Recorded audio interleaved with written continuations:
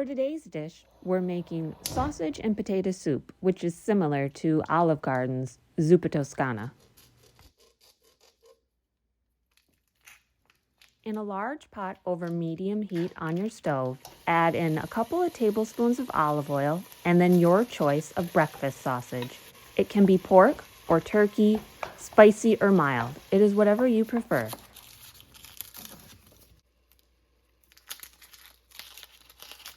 Then get one medium yellow onion, diced up and put in the pot to cook with the meat.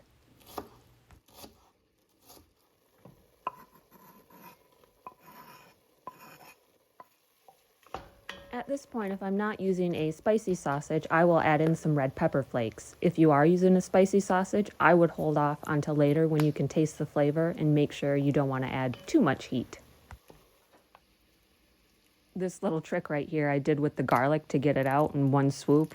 I had never done it before and I was shocked when it actually worked. So I'm excited. Try it for yourself.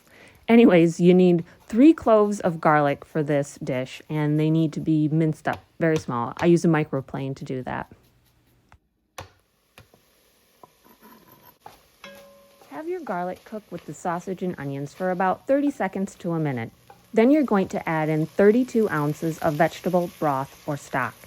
If you don't have that, you can sub chicken stock or broth in its place.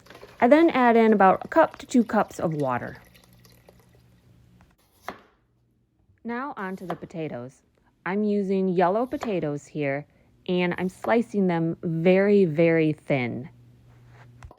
How many potatoes you use depends upon the size of the potatoes you have. I had 6 medium to large potatoes that I used in this recipe, but I also prefer my soup to be very thick.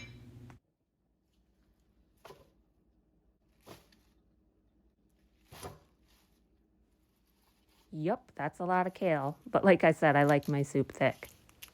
And that is just one bunch of kale that I bought from the store. So I remove the leaves from the stems of the kale, and then I give it a rough chop in both directions. It actually looks like a lot of kale, but it ends up cooking down in the soup. I then measure out 1 cup of milk to go into the soup. I'm using whole milk right here, but you can use a lesser percentage or you could even use heavy cream to create a thicker, richer soup.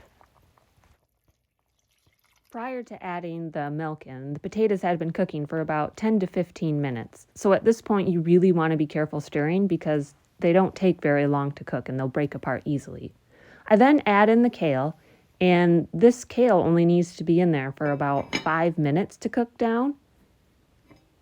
I stir it about partway through just so that I can work it into the rest of the soup. Again, stirring very carefully because your potatoes will break apart quite easily.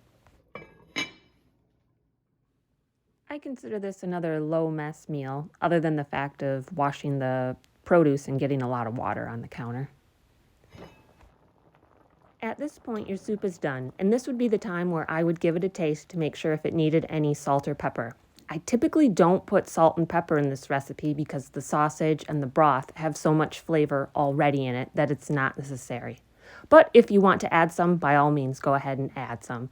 I hope you enjoy this video and you give this recipe a try. Thanks for watching.